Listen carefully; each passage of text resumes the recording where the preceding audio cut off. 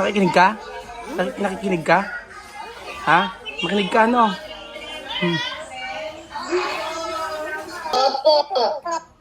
Opo. Opo.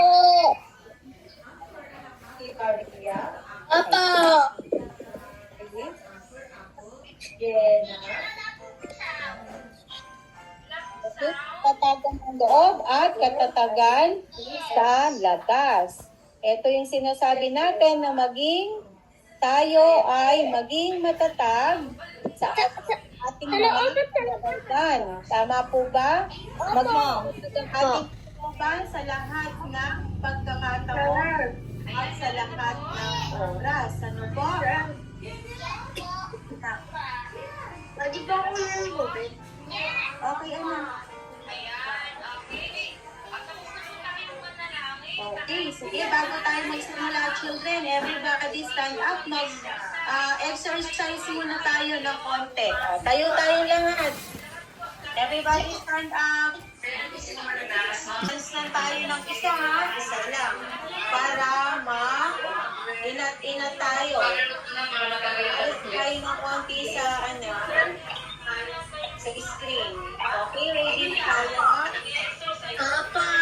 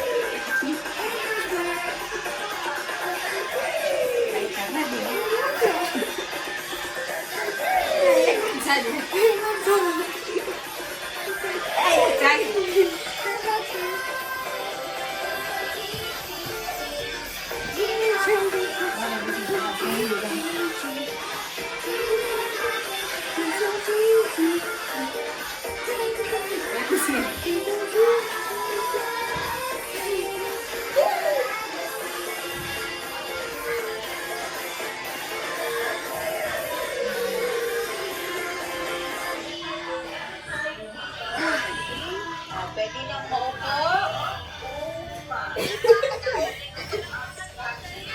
Okay, umupo na ng maayos. Lahat ng grade 3 room. Ayan. Very good. Ang galing. Ano yung tayong basahin dito, oh.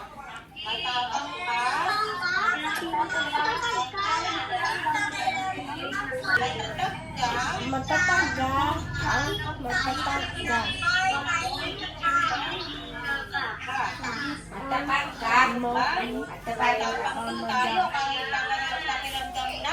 Tayo ay nanghihina at matatag tayo kahit pakiramdam natin tayo ay nanghihina.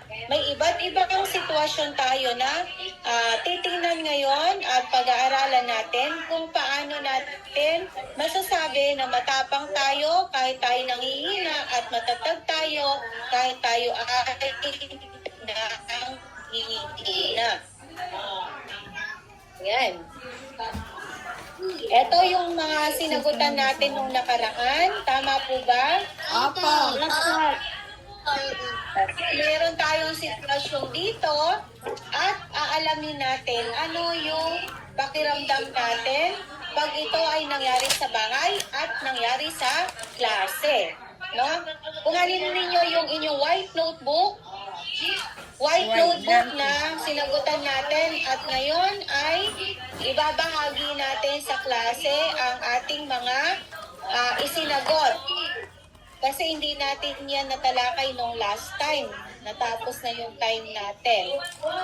Okay, kuhanin ang white notebook at ating pagbahaginan ang mga kasagutan na nagawa ng bawat.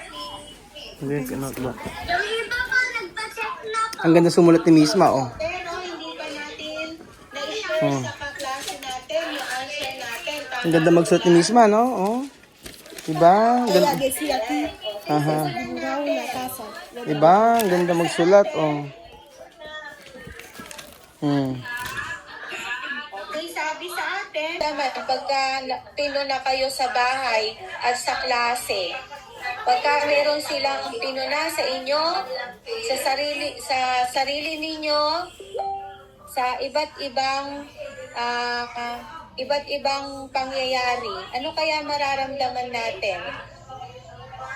Si Zane, may answer si Zane dito eh. Si Zane. Ano po?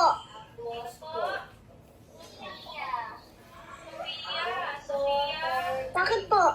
Pag pinuna tayo, ano ang mararamdaman natin? Ano po yung pinunang? Pinuna. Ano po yun? Sinabihan ka na hindi maganda yung iyong suot o kaya sinabihan na hindi maayos ang iyong pananamit. Ganon, sinabihan ka na hindi maganda yung gupit ng hair mo. Ayan. Ano kaya mararamdaman natin? Ayusin ko po yung buhok ko, tapos ayusin ko po yung damit ko. Ayan. Plaplansyahin ko po. Ayan, paplansyahin pa, no? Aayusin natin. Tama po ba? At tatanggapin natin kung ano yung ipinuna sa atin. Tapos hindi po papansinin. Oo. At hindi tayo magtatanim ng galit sa kapwa natin. Tama po ba? Opo. Opo. Okay, salamat sa ganitong mga pangyayari. Okay, tingnan nga natin yung nasa larawan. Number 3. Ready na. Number 3. Love mo ba si mami? Reno. T-R-E-N-O.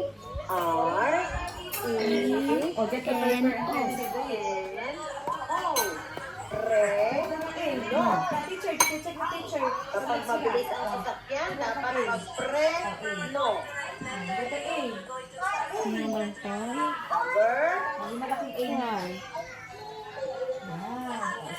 Magsulat para makatapos tayo lahat. Shari, huwag sa anak magsulat sa ano ko. Okay, number 4. Branela.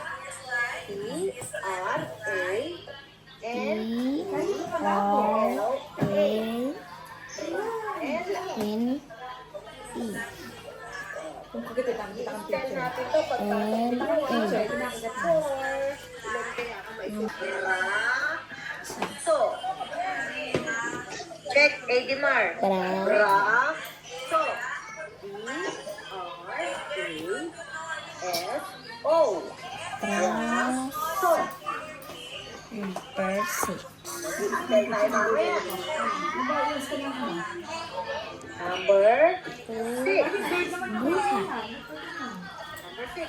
Bruha.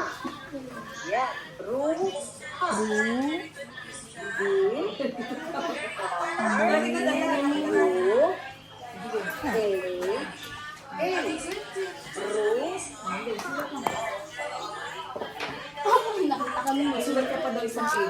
Nasa number 7 na ba ang number 7? Ito number Ito. Cross.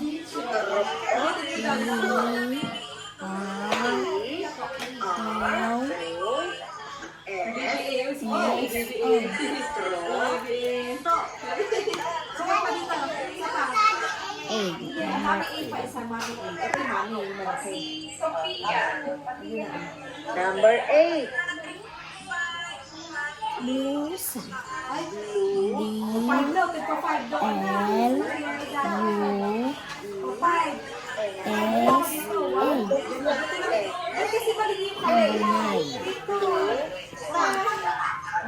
Number 9. Sinasabi ni si Sophia Brother Lady. Okay, number 9. Number 9. Globo. Ay, number 9? Ay, number 9. Globo. Globo. Very good. Punta tayo sa number 10. Ay, number 10. Gripo.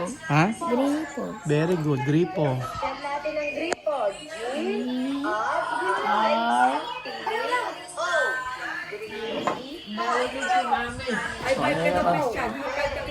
Pakita mo yung dali mo. Pakita mo sa teacher. Sige, teacher, I found up here. Ito, gawin mo. Oh. Kaya niya, ano ba? Kaya paano matuturuan yung kapatid mo? Dati hindi naman ganyan ikaw. Talino ko. Ay, talino. Mamaya ikaw ang titingnan ko, ha? Ano yung subject niya mamaya? Computer. Computer? O sige, titingnan natin mamaya ikaw pagkayari. Nang bata ka, hindi yan naman ganyan eh. Si Chuchen, tingnan mo si Chuchen, no? Chuchen, kailangan, galingan mo. Galing ni Chuchen eh, no? O dali, magtaas ka ng kamay, dalhin mo. Sabihin mo, present, sabihin mo. Ayuwat yat. Ulo. Ano daw sabi? Ay, matigas na ulo. Ay, sino matigas sa ulo? Basta ako pupunta ko mamaya na Jollyland. Oo, alam ko, alis. Mamlu. Yung nagagalit, kung alam pumasok ka, dalian mo. Pumasok ka sa school. Upo na, upo na. Kasama ko yung suot ko kayo, hindi. Ginolo ko. Upo na, upo na, upo na.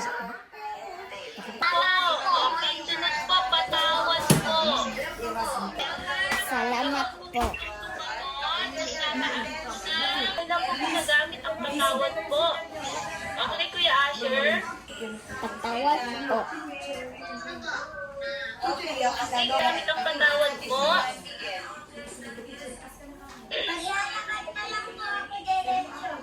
Maganda umaga po. May nagawang mali. Ano po sasabihin?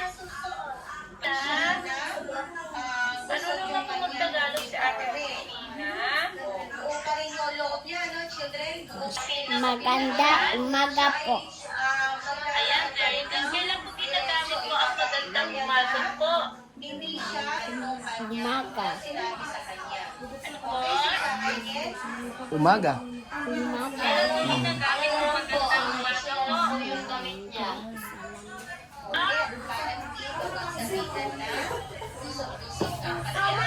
Pag po, bagong gising po kayo, gising sa umaga, ano po sasabihin kay mami at daddy? Square daw, square. Square. Alam mo square? Ganon. Square. Oh, ikaw naman. Ikaw, pakita mo kay teacher. Oh, si Kian daw, okay.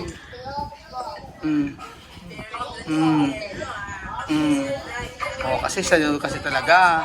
Oh, dali pakita mo sa teacher mo, pakita. Oh, di ba?